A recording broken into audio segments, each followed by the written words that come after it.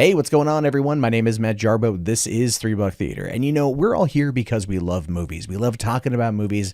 We love discussing them. And this is a series all about getting some facts you may not know about some films, especially movies like Angus, which is a fantastic coming-of-age story that never quite got its due.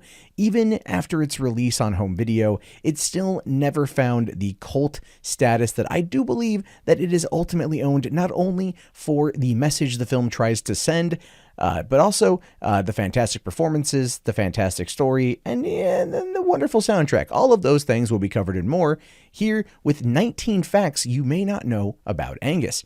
Number 1. The movie was released on September 15th, 1995 and only grossed $1.9 million on opening weekend. Number 2. The film was directed by Patrick Reed Johnson, who also directed Space Invaders.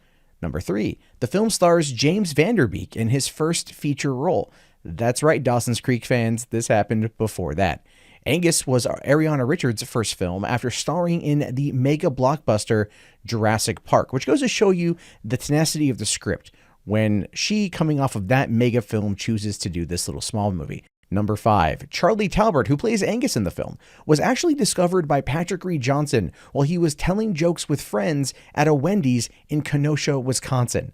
Patrick Reed Johnson, impressed with Talbert's humor, invited him to audition for the role of Angus, and he ended up getting the part. Number 6. Chris Owens, who co-stars as Angus's best friend Troy, and later on Shermanator in the American Pie films, was actually in his second feature film with this one. He originally starred in Major Pain, coming out a couple years earlier. Number 7. The original short story the film is based on is titled A Brief Moment in the Life of Angus Bethune, which is part of a short story series written by Chris Crutcher. In fact, it's the only short story in this series that was adapted to a feature film. Number 8. The film was shot in Ottawa High School in Ottawa, Minnesota.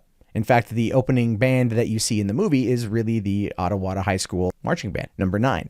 There are several references to Green Day in the film, and this is actually because Green Day's then producer Rob Cavallo is the film's executive producer.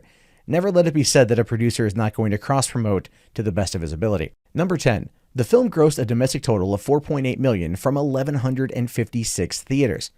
Keep in mind that now most movies release in over 4,000 screens, so that's a pretty small number, even though it was 23 years ago. Number 11. Angus was written by Jill Gordon, and this was her first and only feature film. Now she mostly writes and produces for television. Number 12. The movie currently sits at 40% on Rotten Tomatoes. And this is sad considering the fact that Roger Ebert himself gave it 3 out of 4 stars when it first released. Number 13. In the original short story, Angus's parents were gay. For the movie, his dad was gay and his mom was straight. But in the final cut of the film, they cut out the gay father storyline and didn't just kill him off. Number 14. Weezer actually wrote 2 original songs for the film, Wanda and You Gave Your Love to Me Softly.